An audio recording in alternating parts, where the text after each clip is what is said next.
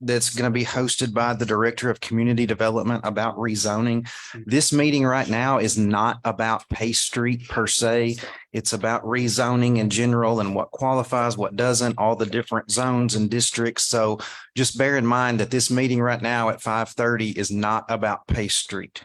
At 6:30, we will open up a public hearing to hear comments from the public regarding the potential rezoning of the property on Pace Street. At that point in time, the board will not engage with you in conversation. It is just for you to speak your mind, pro or against that project.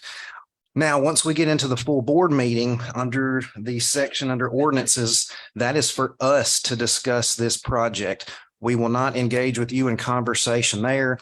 There will not be any heckling, interrupting the meeting or anything like that, or you'll be asked to leave. So take it away, Sean. Okay, good evening, board and public. So what we have here is just a brief overview of the zoning approval process. So part of this, one of the first things we have here is terms. A lot of people may not know this. When it comes to a rezoning, you as the board will be acting in a quasi judicial fashion regarding this matter. So you'll be hearing a case, you're acting like a jury, and you will base your decision or render your decision based upon those facts related to the proposal. Planning Commission and BZA both work in the same way. So you guys are also legislative in this when you adopt the zoning regulations, but when the proposal comes in for that, it's under the quasi judicial proceedings. Okay. Zoning overview. So the zoning for City of McMinnville is typical zoning, which is referred to as Euclidean zoning or traditional zoning. It's called Euclidean zoning because it stems from a Supreme Court case that involved Emmer Realty Group and the village of Euclid, Ohio. So what this ended up was is that the Supreme Court ruled that zoning falls under policing powers and was granted to states and cities to be able to do. This type of zoning is set up like a pyramid, except at the top you kind of have your R1, so that is a single family dwelling. R2 allows that single family dwelling plus duplexes plus other possible uses. R3 would allow single family, duplexes, and multifamily. So each subset of those type builds upon the one previous to that. Okay, and then there's 4 classifications of zoning for this: agricultural, industrial, commercial, and residential. Then you'll have those subset categories based in each one of those. So you could have A1, A2, A3. I1 and I2 is pretty common for industrial. I1 is light industrial. I2 would be heavy. Commercial, you have C1, C2, C3, C4. It can get pretty broad as far as those. And then residential, you'll have R1, which is generally low density, R2, medium density, R3, high density, and R4 can be a mixed use or for other specific uses. And then each of those zones contain minimum lot size, uses, and a purpose statement. Planned unit developments. So a PUD is a type of zoning to allow for flexibility in design and development with criteria regarding that design and development. This usually includes requirements for open space, maximum density, homeowner associations, maintenance, and other similar factors. PUDs work a little bit different than the traditional Euclidean zoning, as they fall more along the lines of a form-based or performance-based zoning. So with this, you're looking at the form and the functionality of the proposal rather than just the zone type and specific uses within that you generally would for a proposal or a zone district. Zone changes. So requests for zone changes can include a change to classification. This would be going from residential to commercial or commercial to industrial, or it can be to request from one subset to another, R1 to R2, for example. And the criteria for the process and requirements are set forth in the zoning regulations. Okay, rezoning can include numerous steps and approvals depending on the type and the development. Many will include the requirement to subdivide the property, which will then have to go back in front of Planning Commission, and there could be a preliminary and final plat for approval on those. If subdivision is not necessary, then only the zone change will occur. For PUD process, the outline is there'd be attendance of a pre-application with planning staff, and that also includes the water department, public works, MES, others. We'll discuss the base of the project, the concept, what water service is there, what could be done, those type of general things. Then they'll prepare and submit the preliminary PRD, obtain city council approval of this rezoning request. Then they'll prepare and submit the final PRD and preliminary subdivision plat. Those are approved by planning commission, not you as the board. And then they will prepare and submit final subdivision plats and then obtain certificate of compliance. The certificate of compliance will come after the roads have been built, all the infrastructure has been put in. May I ask a question? Yes. Just to be sure that, so the PUD is the overarching zoning regulation that the PRD sits under. Yes, Okay. I yes, just want yes. to be sure I PUD understand. Okay. is the broad one, and then we have two subsets in there, which is PRD, which is planned residential district, and then PCD, which is planned commercial district. Okay, thank you. But that is an actual type of zoning. So PUD is a Yes, R1, R2, R3, PUD. yeah, this type of zone, yes. Okay, step one, the pre-submittal meeting, briefly went over this. They'll meet with staff, water and wastewater, fire department, public works. Generally, we'll bring in Linda Bassell with stormwater, and like I said, just discuss the basics of the plans and the process and outline what would need to be done. Okay, and then I'll go to planning commission. Planning commission will hold a public meeting and hearing to review the proposal and will make a recommendation through a vote to the Board of Mayor and Aldermen for approval or denial of the proposal under the quasi judicial proceedings. Such a recommendation is based upon the facts and evidence presented at that hearing. There are rare instances where no motion or voting occurs. In this case, the proposal still moves forward and then would be brought to the board. Facts and evidence include the application, staff report, regulatory requirements, and testimony at the hearing. Factors of consideration. I think I'm off. Keep going. Wow, One more. I'm way off. There we are. Okay. Okay, facts, procedural requirements. So those are outlined in the zoning regulations. We just discussed those a little bit. That's the pre-middle, submittal meeting, submittal, coming to planning commission, posting of the property, public notifications, and then scheduling it to the board. The zoning code is the other one. That'll include, it doesn't meet the minimum lot size requirements or the uses permitted within that zone district, all those general requirements. And then PUDs is a little bit different because you have the concept and preliminary plan of what they want to do on that PRD or PCD, depending on what the case is. And so that's included in that. Other factors of consideration. This is on our application, but these are not contained in our zoning regulations. And these are general ones related to rezoning. Was an error made in the original zoning of the property? Have the characteristics of the area changed to the extent that a change in zoning would be warranted? How would the requested change affect the neighborhood? And is the area large enough to be zoned on its own, or is it abutting the same zone as requested? Board of Alder, Mayor and Alderman meeting. Upon completion of the Planning Commission meeting, the item will be placed on the agenda for the Board of Mayor and Aldermen. This includes publication in the paper, which is a minimum of 15 days prior to. The public hearing occurs prior to the regular scheduled meeting. We generally have those at 6:30. BoMA starts at 7. BoMA further discusses the matter under placement of the ordinance on the agenda. As rezoning is to change the official zoning map of the city, an ordinance is required for approval, which requires 2 readings. The approval includes a date to take effect. The meeting is conducted again under the quasi judicial proceedings. Factors not considered at this point on the rezoning: infrastructure, which includes roads, sidewalks, water and sewer lines, stormwater, drainage, traffic, and similar items. These are reviewed and addressed during the subdivision process for those zone changes, which will require a subdivision. So what is being approved? For a zone change not requiring subdivision, the change from one district to another. For PUDs, it is a change of zoning and the concept. Approval of the concept in the rezone does not equate to approval of the development.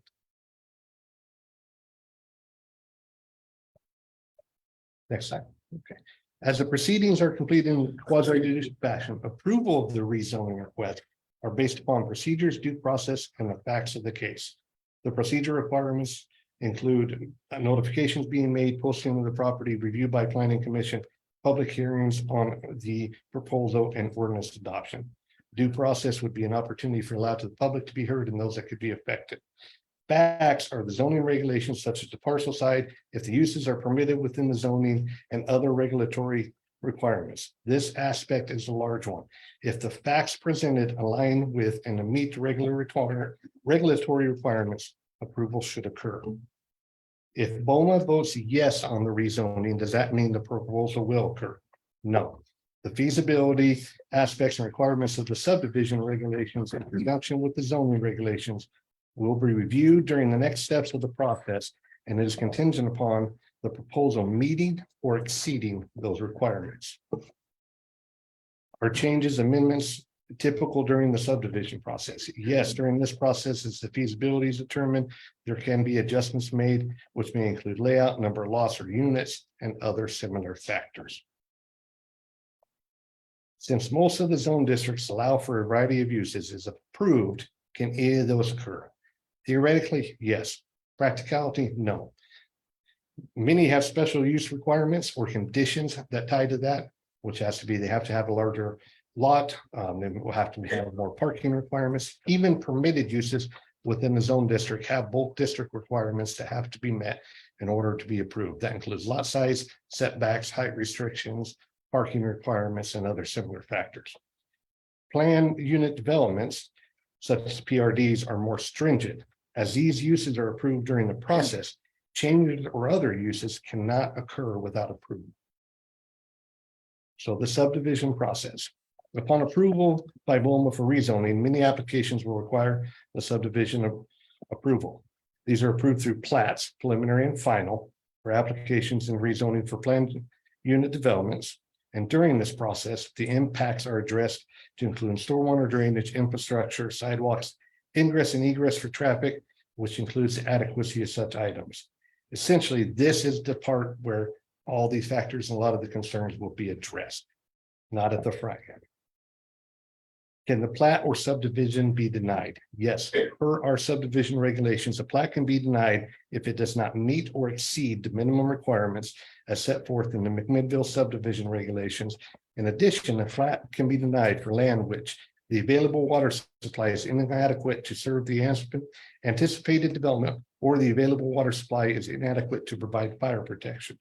2, the means of ingress and egress is inadequate to carry the vehicular traffic projected to be generated by the proposed subdivision, or the means of ingress and egress is inadequate for use by garbage trucks, fire trucks, or the other city-owned equipment.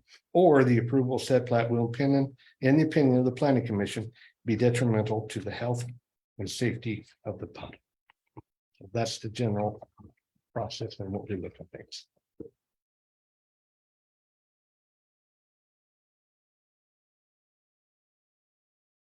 So you care if I kick it off or question?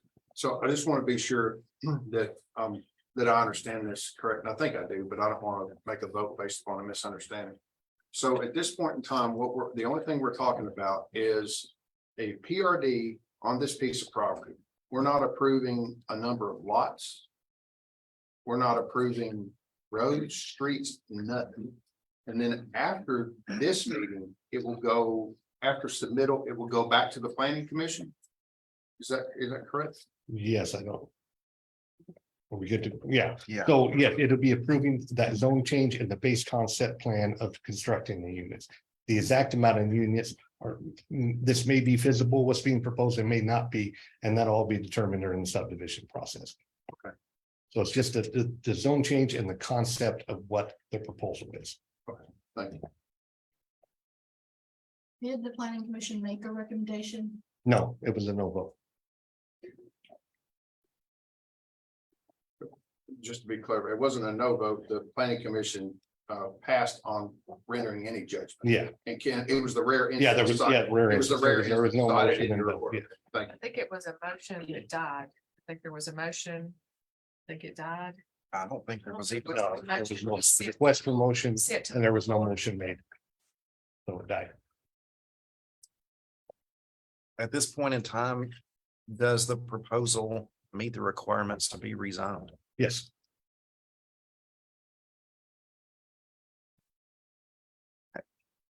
And what it. But we haven't, until it goes to subdivision. is when all of the other work would be done Yes. as far as water and streets and. Yeah. Okay. But And it there's didn't a come back couple- here. It wouldn't come back here. No, and there's a couple of reasons for that. One of them is you gotta have some flexibility. If we make all that investment on the front side to do drainage plans, road plans, water and sewer, all those type of things. Without them knowing this may or may not be approved, they have a high investment cost in that. And then a lot of times, if it's not, and they have to go back to the drawing board, then we're back to now requiring another drainage plan, roadway design, that type of stuff to reflect those changes that may be necessary. So those are absolutely addressed. They're not just addressed at this exact step in the process. That really sounds backwards to me. Just saying. So at the appropriate time, this board would vote whether we approve the PRD or not. And then this board is not involved at any other time going forward. It is planning commission. It is planning commission. Is there an opportunity for the planning commission to have another refusal to approve or deny and kick it back to us again? No, subdivisions works a little bit differently. Per state statute, there is timelines in which subdivisions, once application is made and is presented to the planning commission, have to vote. If it's not done within those timelines, it is approved by default. So in this information we've got, it says it should, if these factors are met, approval should occur, and you said they have been met. Does that include the factors, other factors of consideration, or just factors of consideration? Or which one of those two It lists? would, will vote? it's a regulatory requirements and there's argument that it meets those other factors of consideration as well. So who decided that it met the regulations? There's an argument for it. So with that, it wasn't zoned in error. Oh, I see. The lot's large enough to be rezoned on its own. It's not changing classification. While it does say to consider the effects that it would have on the neighborhood, again, those are addressed during the subdivision process. So it'd be very hard to make a regulatory requirement that it does not meet that requirement when we don't know what exactly the impacts are going to be. So you're talking about subdivision, not townhomes now? No, subdivision is breaking it into the lots for what's the development's going to be. Thank So Go ahead.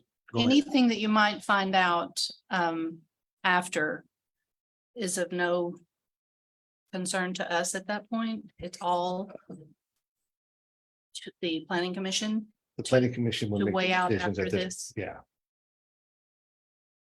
That is the process in our current zoning regulations, yes. And at that point, would the planning commission have to vote one way or the other? Could it be Yes. another standoff or? No, they'll have to vote. Subdivision plats, once they come in front of the planning commission, there's a time limit in which it must be approved.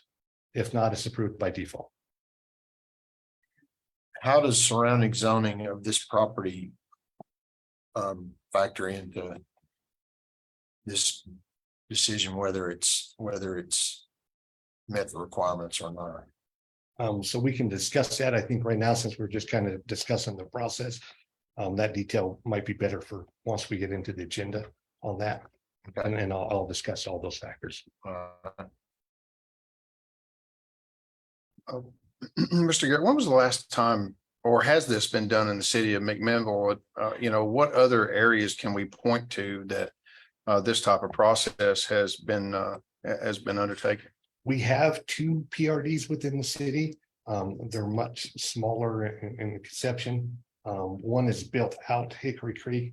The other one, I believe, is completed. If not, there may be just minimal loss on them. I don't know the exact year those that came through for approval. Hickory Creek, would that be like Hickory Glen, the condos, townhomes It's out there on South Chance? behind to like Tuthero, Hale and Welch, and there's an Ascension Family Practice Clinic. Dr. Dr. Kirby's- Maxwell's, Dr. Kirby's yeah. place over there. Right behind that. So those condos that are in there, right? Okay, all right. And the other one, where would that That's be? Hickory Village. Hickory Village, that was a that was a I don't know. PRD? That's not That's a Hickory Creek. That, and yes. where was the other one, sir? I'll have to look. on my- Oh, that, the Jerry Williamson's stuff on, okay, well, those are both nice places. Okay. Sir, did you have a question? Oh, yeah, I had a concern about traffic, particularly on K Street north of 70 between, Falcon Springs and Red Rose. I didn't know if there was gonna be any easement going in and out of the property and, for the fact that it's a hilly, dangerous road as it is. People go too fast down it as it is, and then, and too much traffic, and then cut to sort of speed. And, my issue is there's more traffic, you know, there's more danger to the, like, the preceding, community there, Bel Air, that district or subdivision, there's a lot of kids in that area, you know, so it's a high concern of a lot of parents there in that neighborhood. And why I know it, there's gonna be censored exits, going in and out of there, that can be used or get into it from Faulkner or Red or something to kind of keep traffic off that area, or what's, I don't know what the plan is on that. That would be a question for the developer and not us, because at this point, we'll hear about that in a little while.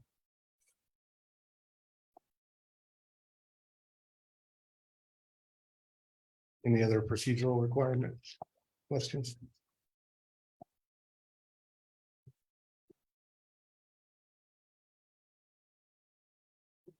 So I have a question because I've gotten conflicting answers.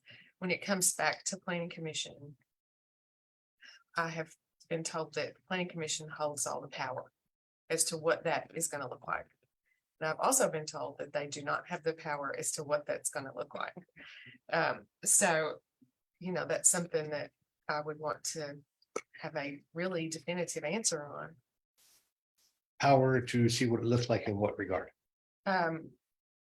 Streets, landscaping, how many, you know, the whole 9 yards is my understanding. Planning commission would have control over, but I've also been told that it is not. They don't have the power to do that, so. Yes, there will be. So like with the roads, there's minimum requirements for roadway width, what that's gonna look like. If it's gonna be a dead end road, roundabouts for fire access, all that stuff, and all the requirements are in our subdivision regulations. Landscaping is part of that, sidewalks, water and sewer line requirements, all those are laid out in the subdivision regulations. And so it would have to meet those at minimum or exceed those. Exceed be approved those, through the but to plan. exceed those, does planning commission have that power? Yes, They don't have the power to require the developer to exceed those requirements. they can request that they be They exceeded, can but request. yeah, it has to meet the minimum at least. Planning commission can ask that they exceed those, They can't require it. but can't require it. And one thing in conversation that I've heard in keeping R1 going through subdivision, that being single houses versus the townhomes. Saying that at least we have a say in how they look. Is that is that a true statement that the Board of Zoning Appeal, that the Planning Commission or any of us have any say in how these are built and how they look and are maintained? No, so we don't have anything in the regulations that dictate the type of siding that can be used, colors, any of those type of factors would not be.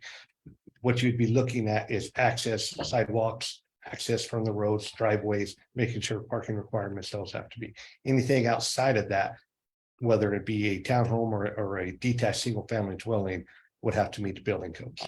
So as long as it meets building codes Yes, at its very minimum, yes. that's all that has to be done. In the planning commission meeting about this, Ms. Kirby specifically asked that question, and I believe was told yes, that the planning commission would have a say. Unless I totally misunderstood that, because she specifically asked about the siding and some of the other. No, like I said, we have nothing in there, and that's not in our subdivision regulations. So they wouldn't have a say whether we did that, if they were hardy board siding or vinyl siding or anything of that, So If are I we can talking about say something. houses or the? regardless.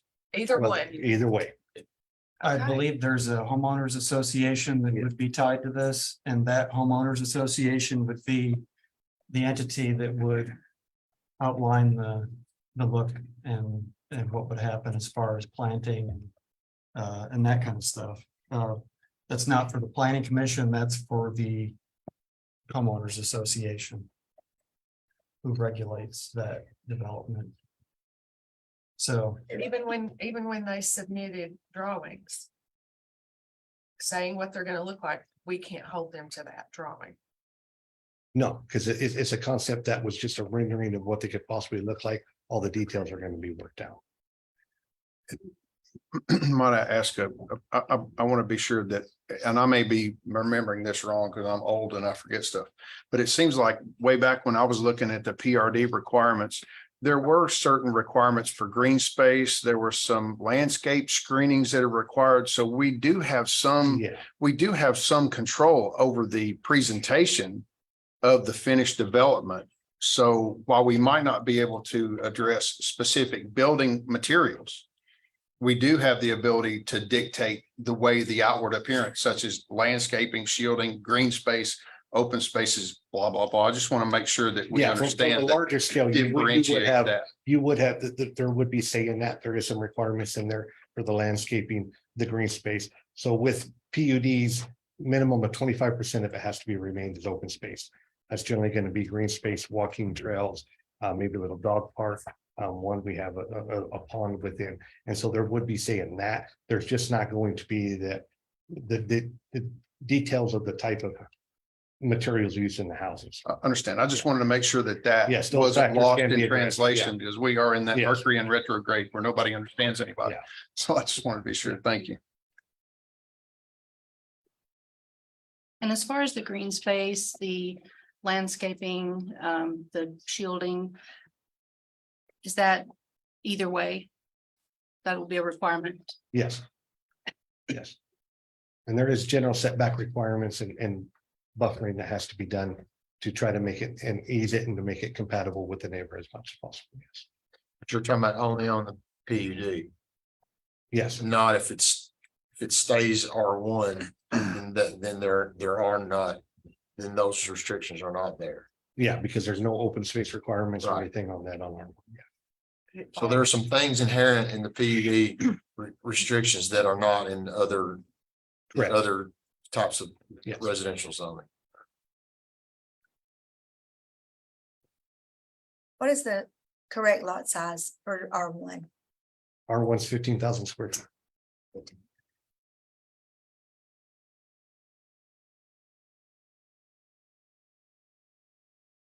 So I think I've heard the answer to this, but just so we all on the same page, how many R1 lots can go in this area? If you base it just off the acreage of the parcel, 34.14 acres, divided that by 15,000 square feet, you get roughly 99. Obviously, you're going to have roadways, drainage features, those type of things. So that's obviously going to be neck down. You may be more along the 70s range with that too. And with that, it's probably worth noting too, even in R1 does have a special exception, which allows for a 2-bedroom accessory apartment to be approved through special exception. And so if they did a single family R1 typical, they could come in and get those little 2-bedroom apartments if it's contained within inside the dwelling or as an addition to those and have those approved under special exceptions as well. Can you explain a little bit more about what that is? I'm sorry, I got. So special exception is a type of use that hasn't been determined to be generally compatible with the zone district as a whole throughout the city. So there's generally conditions that have to be met in order to that to be approved. All those come in front of the Board of Zoning Appeals, and then they are the decision maker for those. And there's criteria set out for that. Again, the process has been followed. It meets the requirements. Is contained within the house or is attached to, and if it meets those requirements, then BZA would approve.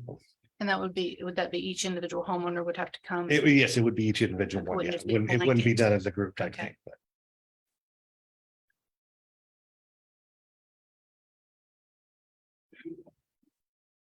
But let's just say hypothetically into the full board agenda, this proposal fails, can it go to the BZA for reconsideration? No. Okay.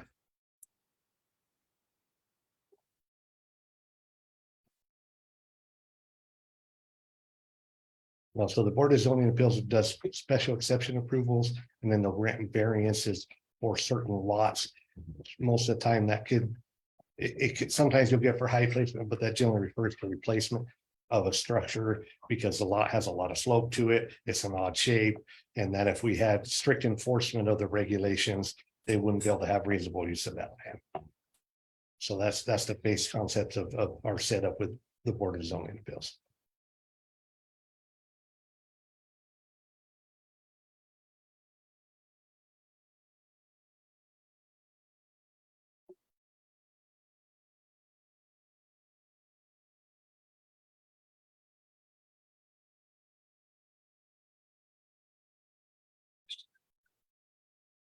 Yes, sir.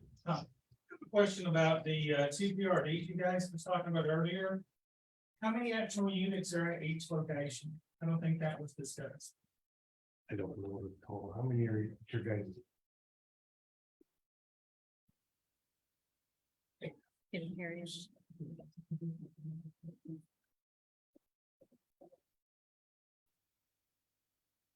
Oh, Hey, Sean, we can He's trying to maybe count on the map on this one. I don't know.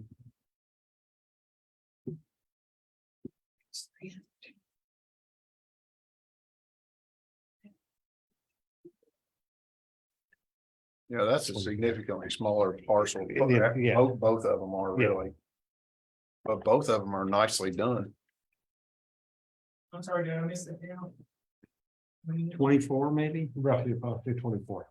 and what, 24, 24. 24. What about the other Was one? that for Hickory Village or was that for the other location? That is for Hickory Creek, yes. Plus, how many for the other? One? Bear with That me. one's much smaller. Give us just a second here.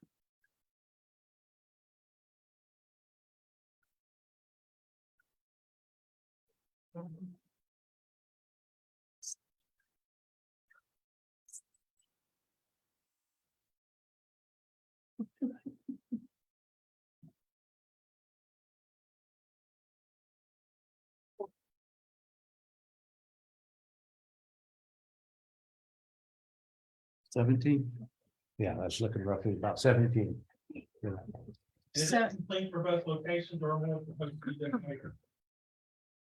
I know Hickory Creek is built out to full. I'd have to do some more looking on this one. I think that's pretty close, but there wouldn't be any more than that. That's what the lots show. So Thank you. Thank you very much. can we see, can you tell on there how the size of this property compares to what we're talking about on Pace Street? it's going to be much smaller. PUDs have a minimum of 5 acres, so it'd have to be at least that, but it's going to be obviously much smaller than Page Street, which is 34.14 acres.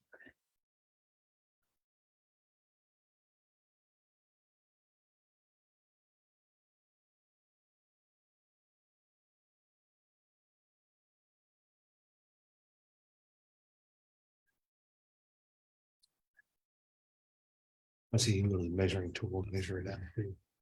Gonna go to property data. I don't know what the proper center has. Bear with me. Sure.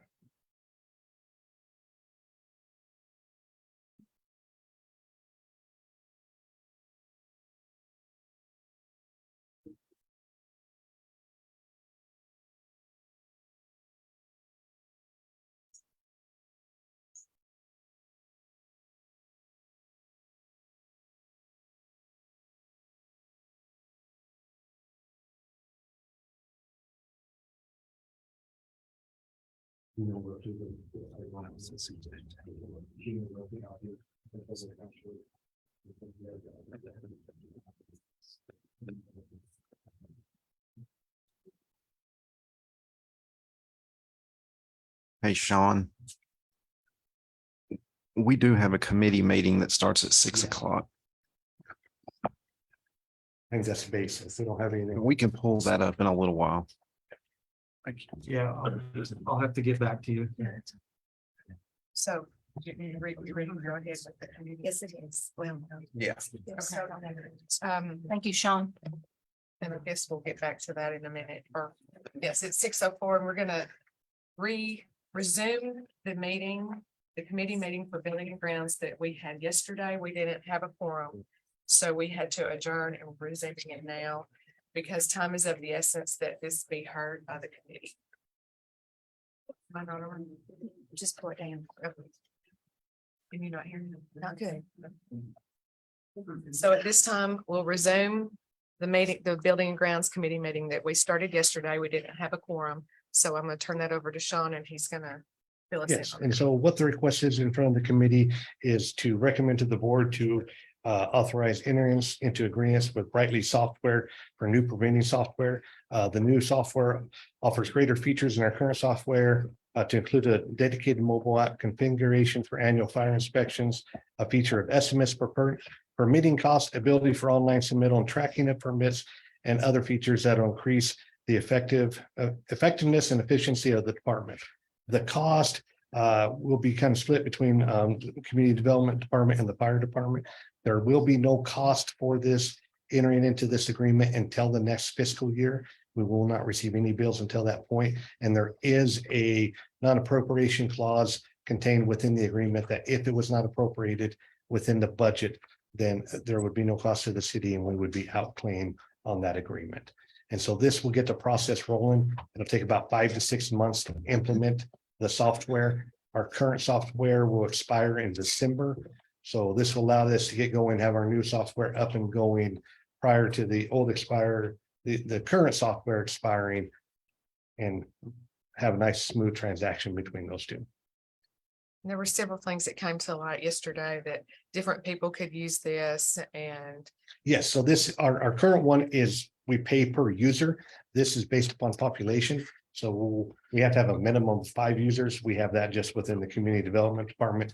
The Fire Department can set up however many users they need for the annual fire inspections. We could set up users for the water and sewer. So if we get applications in, they can go and review and make that note. Currently, our process is we get them, we send out emails, we got a lot of back and forth, and then doing it this way. They can go in there, just note it. We get notification, the applicant will get notification. And so it'll just make that transition and those reviews more efficient and effective. And the annual cost, the numbers are in there. There's a big setup cost to get the process going. After that, the annual cost, especially with adding any additional users, would be no increase to what our current software is. I believe some of the features also include being able to do a lot online, including paying for permits. Yes, we can take application payment for permits with a dedicated mobile app. The inspectors can go out there, do the inspection, give results right then, rather than going out doing inspection, coming back to the office, loading that into the system and then getting that out. So even if they don't have internet access while they're out in the field, they can still complete it. The moment they come back and connect to internet, it'll automatically load into the system. is there a motion? Yeah, so moved. Yeah. I'll second. Have a Ms. mo- Kirby, Yes. can I make 2 comments about Absolutely. the form of the agreement? It's a software subscription agreement. It has a 5-year term. Yes, And renewed annually. roughly the subscription fee per year over each of 5 years is roughly $20,000 if you average it. That's on page 5. Yeah. Sean's handout. I don't think those facts were commented on in this meeting. So I wanted to make sure everything was clear. Thank you. Have a motion and a second. Is there any further discussion or questions? Hearing none, all in favor say aye. Aye. Any opposed? None. Motion carries. There any other questions or anything else to come before this committee? If not, the committee is adjourned. Oh, I did want to ask about, we want to send this to the full board tonight because we need it to go faster. We'll take that up later. It's on there. It's already on there? Okay. It's in your agenda. All right, thank you.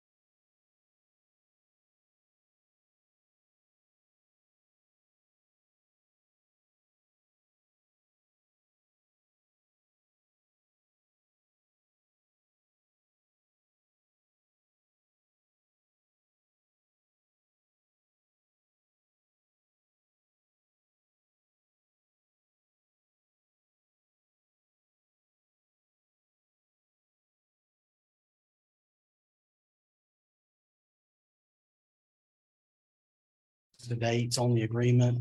There was some changes to the agreement because we're gonna build a new building, tear the old one down, so that agreement was included in your packet. Right. Any questions about that? All right, did I hear a motion for approval? I'll make a motion. A second. All right, we have a motion and a second. All in favor? Aye. Motion passes. Okay, and secondly, we're looking at buying a mini loader. It's a Toro Dingo stand behind unit that you can, you'll have the box rake where we can do yards and just, it's a lot easier than getting a skid steer in somebody's front yard. And that is through Sourcewell. That price with the Harley rake or box rake altogether was $39,590.70.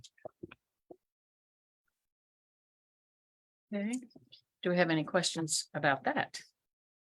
All right, hearing none. I'll entertain a motion.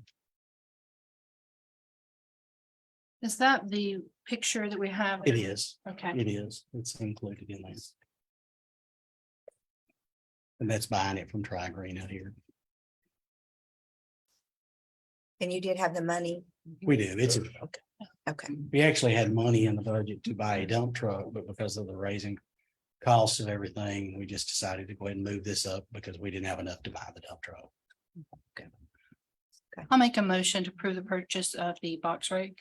Okay, we have a motion I'll second it. and a second. All in favor, say aye. Aye. All right, motion passes. And if there's no other business, we are adjourned. Thank you. Thank you, Ricky.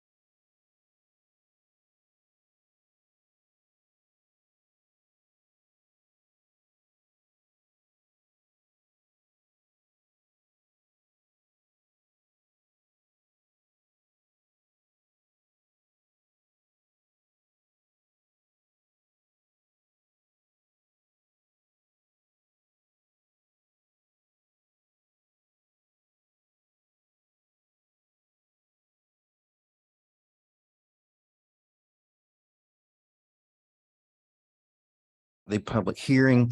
We're here to hear comments on amending the official zoning code of the city for a rezoning of property located on Pace Street, tax ID number 058-002.00 from R1 Low Density Residential to PRD Planned Residential District. There are a number of people here in attendance tonight. We need to be cognizant of that. We do have a full board meeting of the Board of Mayor and Aldermen that needs to start at 7 o'clock. I ask for each and every one of you to try to keep your comments to a minute or two, and please be respectful of your neighbors and those in attendance who wish to speak as well. If you do want to come to the podium and address the board, come up and state your name for the record, and we will consider that hearing open now. Hi. I'm Carol Rutledge, and I live at 302 Pace Street, right in front of what's going to happen across the street from my house. Last month, I appeared before you, talked about Bel Air subdivision and pleaded with you to preserve its history. Tonight, I would like to provide a summary of concerns. Drainage - premature clearing has caused increased watershed in the adjacent subdivision. Now we are left with the damage, and to date, nothing has been done to correct this problem. We are forced to live with the problem and hope that water will not cause more damage to our properties. Rubble, the abrupt halt to the clearing, has left an eyesore for everyone on Pace Street. A beautiful scenic field has been destroyed. To date, the rubble has not been removed. A natural habitat for many animals has been destroyed. Current roads, the roads in Bel Air subdivision are old. They are narrow. I have not heard of any plans to improve the roads, widen them, or make them strong enough for heavy equipment to pass for construction. If left unapproved, the construction will destroy the roads. Cost of relocation. Many of the residents of Bel Air are working class people, many of whom have owned their homes for years. I've owned mine for 17 years. There's people that's owned them for 50 to 60 years. They cannot afford to relocate and don't have the money to repair the potential damage. This is an extremely vulnerable population. These condos have the potential to also lower property values, and these homes represent retirement plans for many. One alderman has stated these condos represent progress. An appeal to stop it is preventing progress. I am very much in favor for progress and economic growth in our community, but it should be done in a way that benefits everyone and is not at the sacrifice of longstanding community members and their homes. I can think of many areas in McMinnville to relocate this construction that will benefit the area and not destroy it. I, along with my neighbors, started a petition. I work full-time, so I unfortunately would not make it to all houses. I did not meet one person who was in favor of these condos. If I talk to them, they are on the petition I submitted. That's to 2 minutes, Ms. Rutledge. On behalf of the residents of Bel Air, I would like to enter a final plea to stop this project and relocate to an area of McMinnville that will benefit the surrounding area. I'll leave you with this simple question. If these condos were being built in your neighborhood, would you want them there? I doubt you would, so why would you vote to have these built in one of the oldest communities in McMinnville? A vote to continue to move forward with this project will be an attack on a very vulnerable population. I urge you to do the right thing and vote no. I will ask each and every one of you, just looking at you, how would you feel? This is right in front of my house. Ms. Rutledge, I need to ask you to wrap up your remarks. Okay, I will. How would you feel if it was in front of your house? Thank you.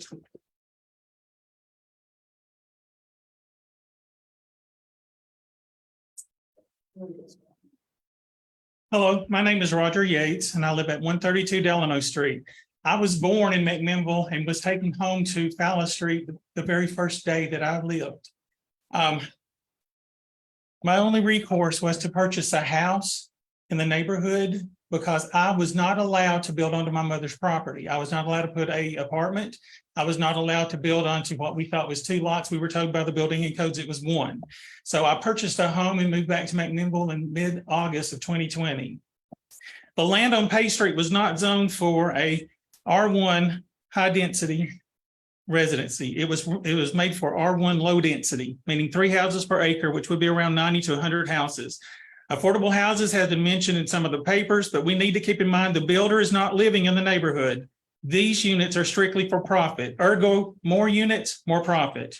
Past issues of the neighborhood for the better McMinnville included putting Aquatech in our neighborhood. Those of you who are too young to remember, Aquatech spit out blue water all over our neighborhood, and the water had to be taken care of. Another issue that came into the betterment of McMinnville was waste away. Most of y'all may not remember waste away. I do. I lived there. I was running at the time. Waste away created smoke and fumes and put both smell and oily substances all over the neighborhood. Current issues, as she had mentioned, is the water drainage issues, but we also have some low water pressure by some neighbors. You can't run more than 1 appliance at a time, and you sure can't shower if an appliance is running. So we need to take a look at water pressure. There's also the high traffic areas, which has been spoken about for Pay Street, but now we're getting high traffic areas coming in on Fowler Street and also coming in on Hannah Street.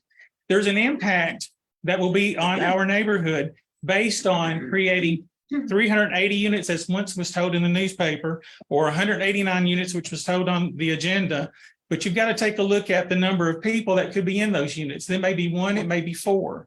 That also includes animals. We may have 2 dogs. minutes, Mr. Yates. Guys, we may have dogs and cats roaming the neighborhood. There's going to be additional cars with emissions. You're going to have morning and evening rush hours. We're going to have increased noise, number of people, number of animals, and number of cars. So we may also have a possible reduction in the property values. We don't know that at this time.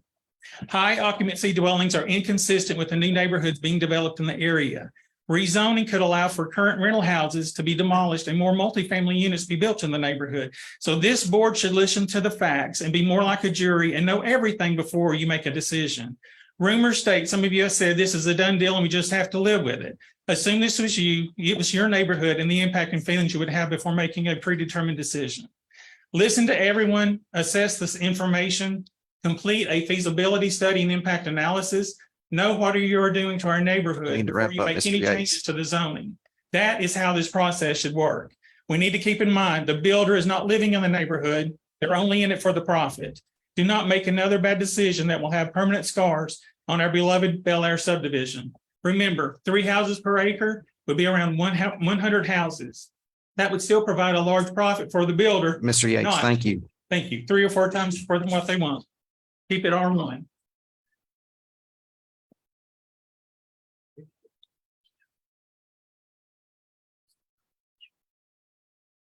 Well, I'd like to echo the fact that I know from living in Nashville with high-powered business people, anytime you have multiple units of housing, it lowers the value of the neighborhood.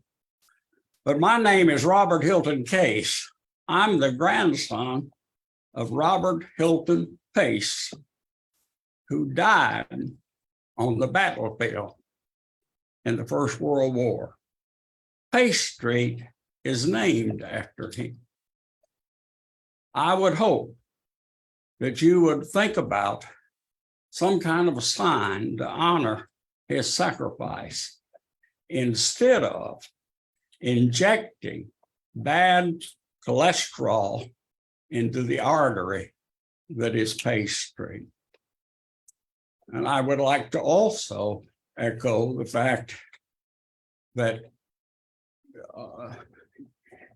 if you vote for this, you're honor bound to vote to change the zoning in the neighborhood you live in. There's a good old saying, do unto others as you would have them do unto you.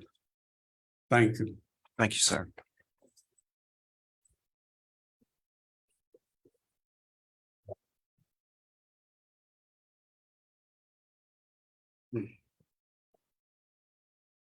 My name is Larry Judkins. I live at 310 Page Street. I've been in Bel Air subdivision for 60 years, 49 on Page Street. I think this project is not a good fit for our area, and I would like to see it stay R1 low density. Thank you.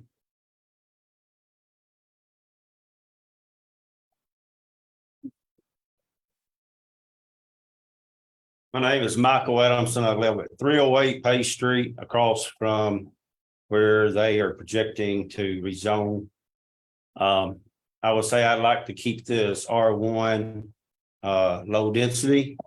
I've been there for 24 years. It's a quiet neighborhood, but it's a very busy street. And this would add major conflict with traffic. And I just feel like it would bring our home values down as we are trying to take care of them and increase it. So I urge you to keep our historic area R1.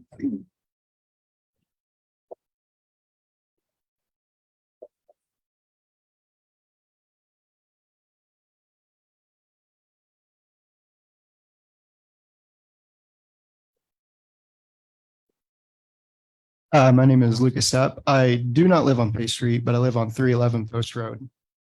I've been following this closely for the last, I guess, month or so. And I just want to speak kind of as someone who's part of a younger generation. This town, when I graduated 10 years ago, this town, I absolutely hated being here. It had not shown any growth in the entire time I had been here growing up. And when I came back a few years ago, like, it was really nice seeing how much downtown had grown, how much the community had grown. I have friends who, when they come home to visit, they love how much downtown has grown.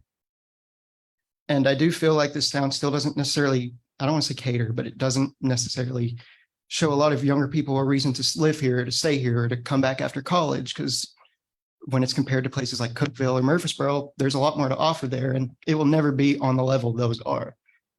But I do feel like these townhomes would be very good for, especially people around my age who may be starting to want to plan on building a family or own a home or just anything of that nature. And I do feel these townhomes would be a very good step in that direction.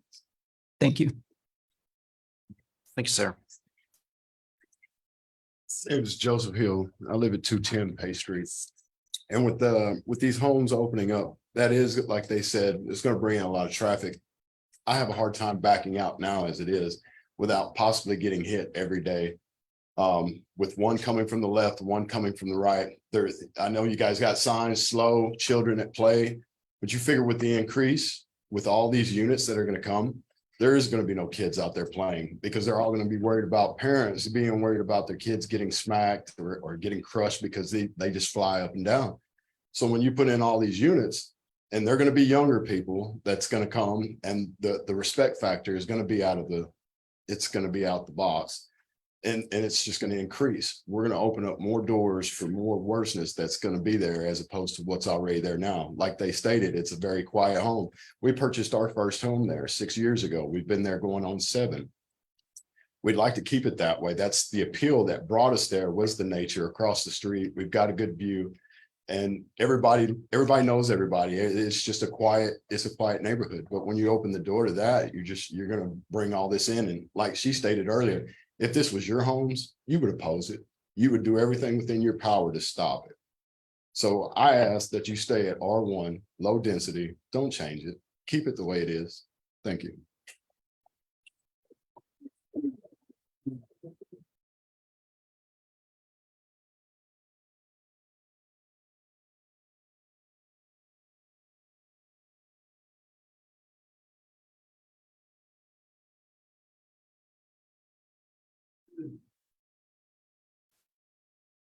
My name's Jeremy McCormick. I own a house on Chapel Drive, but I was raised on 402 Bay Street. And I support the townhouses. I know a bunch of friends here, and they're going to be against what I'm saying right now, but they're speaking as if they're not going to build houses if y'all vote against this. Even if you don't allow the townhouses to come, there's still going to be 60 plus regular houses that come. So the traffic's still going to come. The water's still going to come. No matter what, we're still going to have some of those issues. I know a lot of them don't like it, but that's the truth, whether they like it or not. But I do support the townhouses. They are nice. They're nice things. A lot of the townhouses bring up a lot of value in the property. We ourselves build houses also. So it will bring the value up of the community. I support you.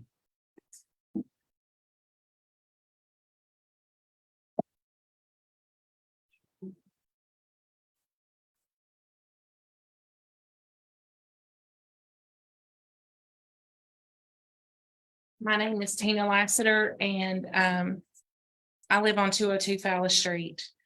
I did write a letter to all of you, and this is mostly what I shared with some of you guys earlier, but I'm writing to you as a longtime, or speaking to you as a longtime resident of the Bel Air subdivision. my home was my grandparents' home, and they were the first home to be built in that subdivision in 1959. And I am so blessed that I was able to purchase their home in 2008 and make it a home for my 5 children. I grew up in that neighborhood. My grandparents raised 17 foster children in that neighborhood. And my mom worked, so I was raised there in the afternoons, a safe place. I still feel like it's a safe place for our children. However, Pay Street, as it's been said, is a very busy street already. It is a cut through because we have Montlow and we have the hospital, and everybody seems to cut through. And of course, the nursing home on Pay Street, there's a lot of speedy traffic on that street. I've almost had an accident at the stop sign at the end already. My son has had an accident there. People fly over the hill, like all the Pay Street residents have said. You cannot back out of the driveways on Pay Street. It's not safe. And I am very concerned about what additional homes on that street will do to our neighborhood and the safety. And like everyone has said, the water issue is ridiculous. We can't do 2 things in our house with water at once. The water pressure is so low, and I can't imagine the strain on our water system and our sewer system. So I would like for you to consider voting to keep it R1. Thank you.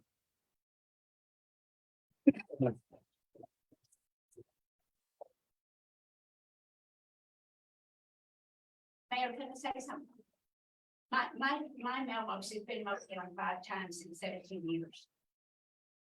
Thank you.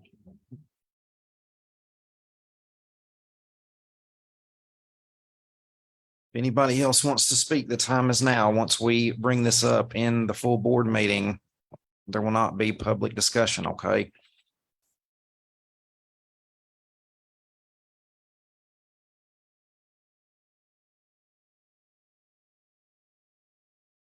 Yes, my name's Randy Grissom. I live on 203 Delano Street. And the water lines and sewer lines and everything's still original. And if you put that in, how much more damage is that going to do to us? Plus, they put a pump station in several years ago. It took forever to get that before we could get to where we're at now. And the traffic is, like they said, is awful on Pay Street. I go out the other ways, just keep them going out there. And I drive fast every now and then. Thank you, sir.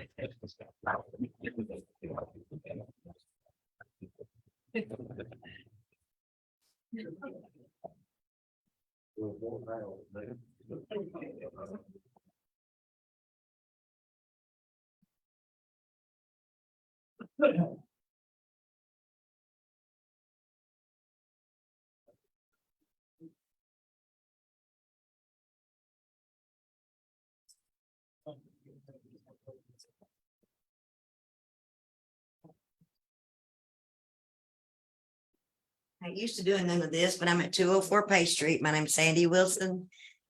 I am definitely 110% against this. There was a man killed. Well, I'm sorry. He actually died of later causes because he hit a telephone pole exactly in front of my house, across from Mr. George's place. His name is Tom. He later died from those injuries because you can't see. The water is beyond nuts over there. I mean, it's crazy. So I say no. I mean, y'all need to really, really think about what you're doing. It's the biggest mistake y'all could ever make, is bringing in these people or bringing in these condos, townhouses. Thanks.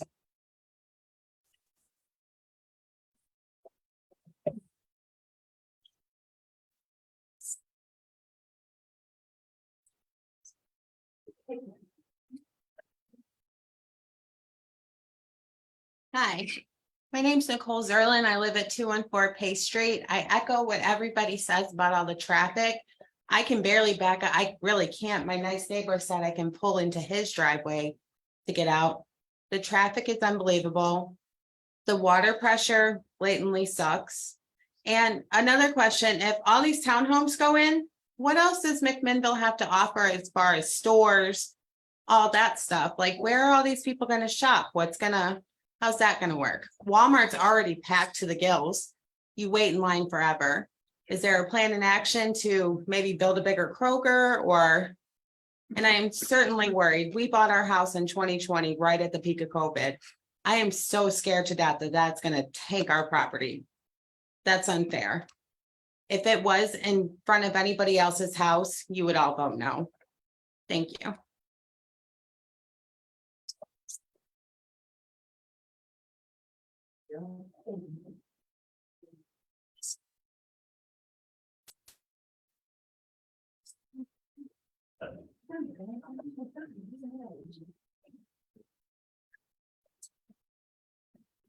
Are you all wanting to speak or be here for the public hearing?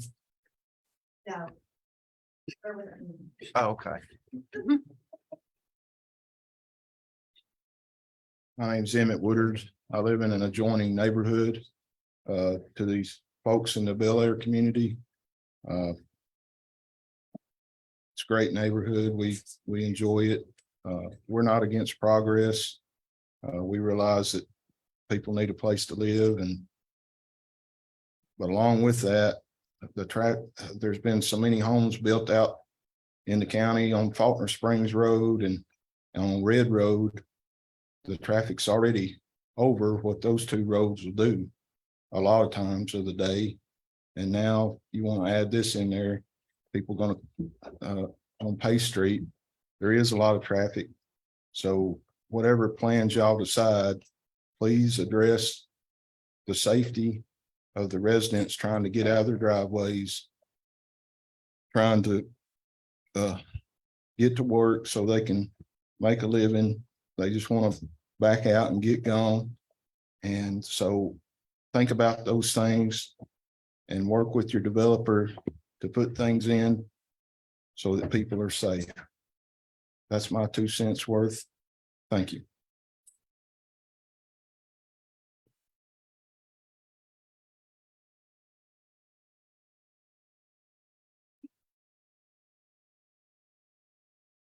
My name is Jeff McKinnon. I live at 401 and 403 Pace Street. I'm the pastor of Rolling Acres Brethren of Christ Church, right there in the middle of Pace Street. And so I got a lot of gains, sort of like more population.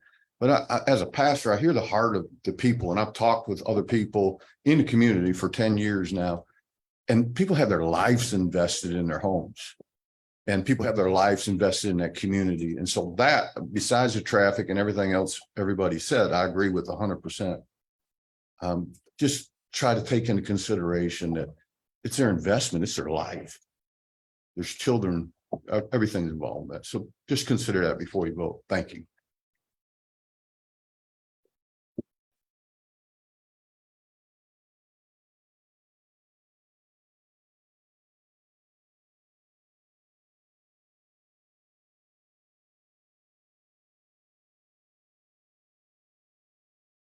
Hi, my name is Marcella Kalel. My parents live at 306 Pace Street, and I just purchased a house on 300 Pace Street.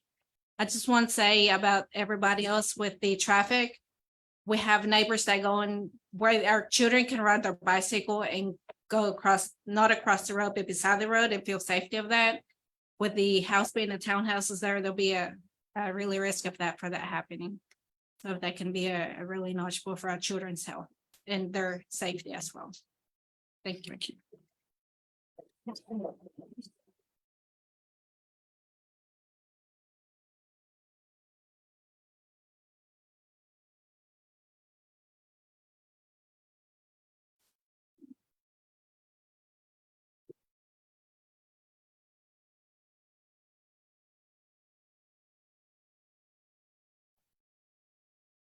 Last call.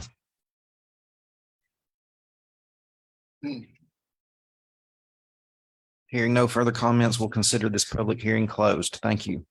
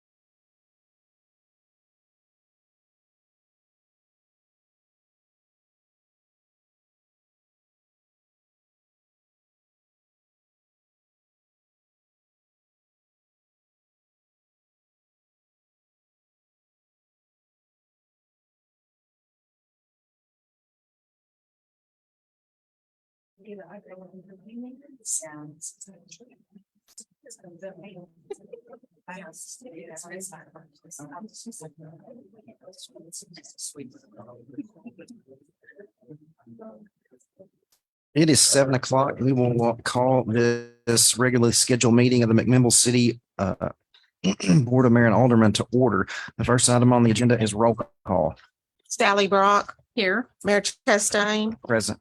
Deidre Dunlap, Present. Stacy Harvey, Present. Steve Harvey, Here. Rachel Kirby. Here. Carrie Morton. Here, Thank you. The next item for consideration is of the minutes of the previous meeting. Each member of the board should have received those in their agenda packets. If there be no requests for additions, corrections, or deletions, I'll entertain a motion to dispense with the reading and approve them as read. So moved. Have a motion by Ms. Brock, Second. second by Ms. Kirby. All in favor? Aye. Aye, motion passes.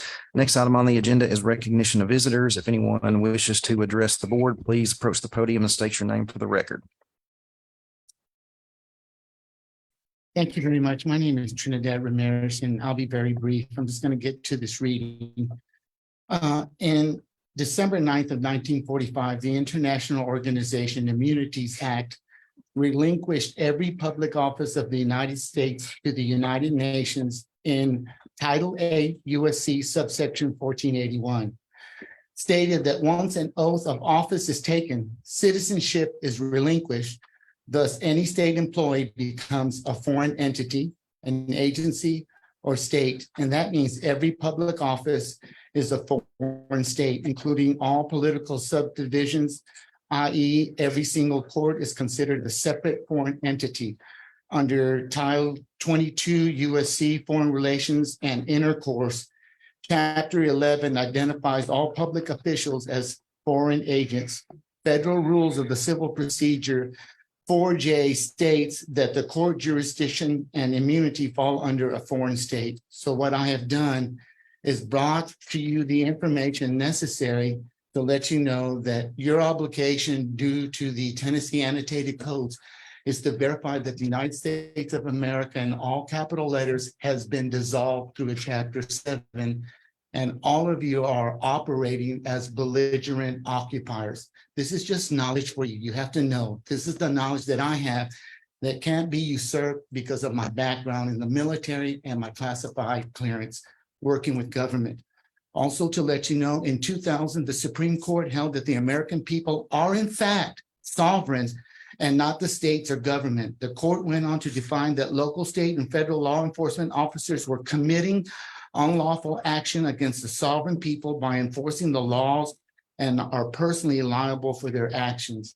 What I'm just saying with you right now is that very soon I came in with the authority to have all of you arrested by the sheriff. I spoke to your police chief, Mosley, submitted the information for her, and I recanted what I was going to do today. But I want to share with you. That's 2 minutes, right here Mr. Ramirez. are the title codes to have you removed by the police officers. So I'm just sharing with you, if you don't go read these title codes, when I come back in here next time with US Marshals, you all are going to freak out because the tribunals are coming.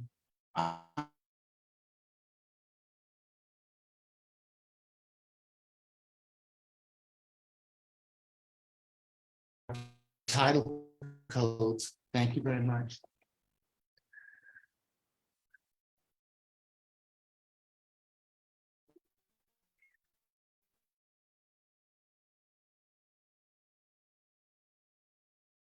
Anybody else want to follow that?